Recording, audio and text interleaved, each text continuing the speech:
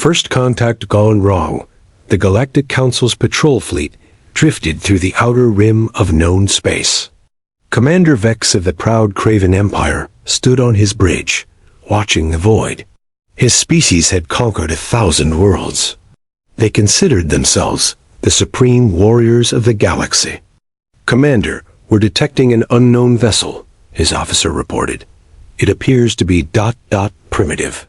On the screen appeared what looked like a cargo hauler.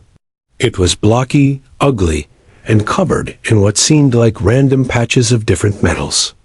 The ship looked like someone had welded scrap together. It bore strange markings. USS Texas, Cargo Division.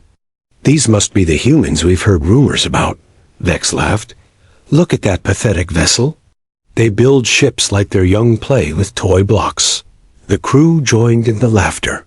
The humans were new to space, barely 50 years into their journey among stars. Every advanced race knew humans were just merchants and miners, nothing more. "Sir, should we demand their cargo as tax?" asked the weapons officer. "Yes, these primitive creatures need to learn their place." Asterisk the warning ignored. Captain Jack Miller stood on the bridge of the USS Texas. He was a simple man who had spent 20 years in Earth's Navy before joining the merchant fleet. His crew of 30 humans went about their duties calmly. "Captain, alien vessels are approaching. They're charging weapons," reported his first officer, Tom. Jack sighed. "Another tax collector? Send the standard warning." The message went out. "This is Captain Miller of the USS Texas. We are on a peaceful trade mission. Any hostile action will be met with appropriate response." Commander Vex received the translation and laughed harder. "Appropriate response? What will they do? Throw their cargo at us?" The Craven fleet, 5 sleek warships strong, moved to surround the human vessel. Each ship was a masterpiece of alien engineering, smooth, elegant, and bristling with visible weapon ports. "Fire a warning shot," Vex ordered. "Show them real power." A plasma bolt struck the Texas's hull. The ugly patches of metal absorbed the impact without a scratch. Jack looked at his coffee cup. Not even a ripple. Well, they had their chance. Drop the disguise. Asterisk the transformation. Tom pressed a single button. What happened next would haunt Commander Vex forever. The cargo containers on the Texas's hull exploded outward, but instead of debris, they revealed weapon systems.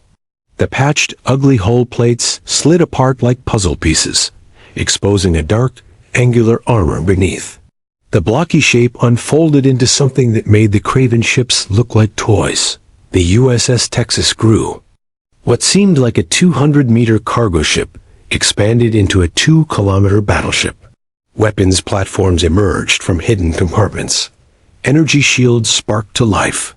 The fake rust and wear disappeared, revealing hull armor that seemed to drink in light itself. That's impossible," Vex stammered. "Scan that ship again." The readings came back terrifying. The power output was beyond anything in Council space.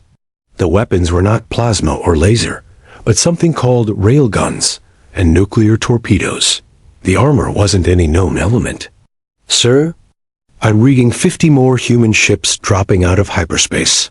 The officer's voice shook. They're all transforming like this one." Asterisk Humanity's secret Jack opened a channel to the Craven commander. His face appeared on screen, calm, almost bored. "Commander Vex, I tried to warn you. You see, humans learned something in our first decade in space. Every species we met tried to prey on us. Pirates, empires, raiders, everyone saw us as easy targets." Jack sipped his coffee before continuing. "So we decided to play weak. Every human ship is a warship in disguise. That mining vessel you ignored last month, battle cruiser? The hospital ship that helped after the Nova crisis? Dreadnought. We've been preparing, learning, adapting. But why?" Vex asked, his voice breaking. "Because We learned that the galaxy respects only strength. But we also learned that the element of surprise is the greatest weapon. Your entire fleet database lists humans as harmless. We worked hard to keep it that way. The new reality, the 50 human ships surrounded the Craven fleet. Each one was massive, practical, and terrifying in its simplicity. No elegant curves or artistic designs, just pure function and firepower. "Commander Vex, you have two options," Jack said. "Leave and tell the Council what you've seen, or test if our weapons are as fake as our cargo hulls." Vex looked at his tactical display. The human ships hadn't even fully powered their weapons, yet his sensors were screaming warnings. These weren't the primitive merchants everyone mocked. These were predators who had learned to hunt by playing prey. We'll leave." Vex managed. As the Craven fled, Jack's communication officer asked, "Sir, should we have let them go?" "Now everyone will know." Jack smiled. "Let them know. 50 years of being pushed around is enough. Time the galaxy learned humans don't build pretty ships. We build problems for anyone who threatens us." The USS Texas folded back into its cargo hauler disguise and continued its journey, leaving only scattered reports of something impossible. A human battleship that couldn't exist, but did. The Council emergency. 3 days later, the Galactic Council held an emergency session. The great chamber filled with representatives from 100 species. The mighty Craven, the ancient wise ones, the technological dark stars, all gathered in panic. Commander Vex stood before them, still shaking. The footage from his ship played on the massive screen. Gasps echoed through the chamber as they watched. The human cargo ship transform. "This is impossible," shouted the Dark Star ambassador. "Our scans of human space show only merchant vessels and mining ships." An old wise one floated forward. "No, not impossible. Clever. Very clever. We've been scanning for weapons, for military installations. But if every ship is a weapon, the implications hit everyone at once. For 50 years, human ships had traveled freely through Council space. They had docked at every station, visited every world, mapped every defense. How many? Someone asked. How many human ships are there? The Council's database showed the answer. 20,000 human vessels operated in Council space. Cargo haulers, passenger liners, research vessels, hospital ships. If they were all warships, we need to act now. The Craven representative demanded, attack Earth before they reveal more ships. The human ambassador. The chamber doors opened. A human walked in, an older woman in a simple business suit. Ambassador Lisa Stone, Earth's representative, who everyone had ignored for decades. I wouldn't recommend that, she said calmly. The Council erupted in anger and fear. Guards pointed weapons at her. Lisa simply smiled and pressed a button on her tablet. Every human ship in the galaxy just received my signal. They're all dropping their disguises. Right now. Across the galaxy, 20,000 harmless human vessels revealed their true nature. Mining ships became destroyers. Hospital ships became carriers. Even the diplomatic yacht, parked outside the Council station, unfolded into a siege platform. You see, Lisa continued, we didn't want war. We still don't. But we learned that this galaxy doesn't respect peace. It sees it as weakness. So we prepared for war while preaching peace. The new rules. The Council watched their tactical displays. In horror, human battleships were everywhere, at every trade route, near every homeworld, at every strategic point. They hadn't invaded. They had simply been there all along. What do you want? The Council leader asked. Simple, Lisa replied. No more taxes on human vessels. No more raids on human colonies. No more treating us like prey. We'll continue trading, helping, exploring. But now you know, every human ship you see could end your fleet. She paused, letting it sink in. We call it the Teddy Roosevelt Protocol. Speak softly and carry a big stick. Except our stick has been hiding in plain sight. This is blackmail. The Dark Star ambassador protested. No, Lisa corrected. This is deterrence. You can attack us if you want. But remember, you don't know which mining ship is actually a planet killer. You don't know which cargo hauler has nuclear weapons. Every human vessel is now a question mark. Asterisk the aftermath. 6 months passed. The galaxy had changed. Pirates stopped attacking human ships. Why risk hitting a battleship? Empires stopped demanding tribute. The cost might be too high. Captain Jack Miller still flew the USS Texas, still disguised as a cargo hauler.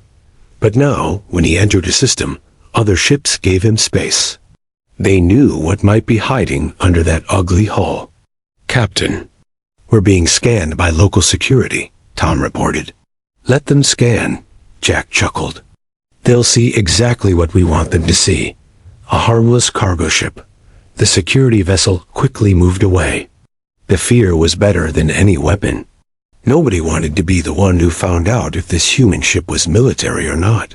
Back on Earth, Fleet Command watched the galaxy's reaction with satisfaction. Admiral White, the architect of the disguise program, met with his staff. Phase 1 is complete, he announced. The galaxy knows we're not prey. Phase 2 begins now. What's Phase 2, sir? Asked his aide. Now we show them we're not predators. Either. Every battleship will help when disasters strike. Every warship will escort refugee convoys. We'll be the scariest good guys this galaxy has ever seen. The legend spreads years later.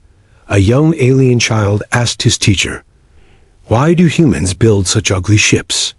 The teacher, old enough to remember the reveal, answered carefully, "They're not ugly, child. They're honest.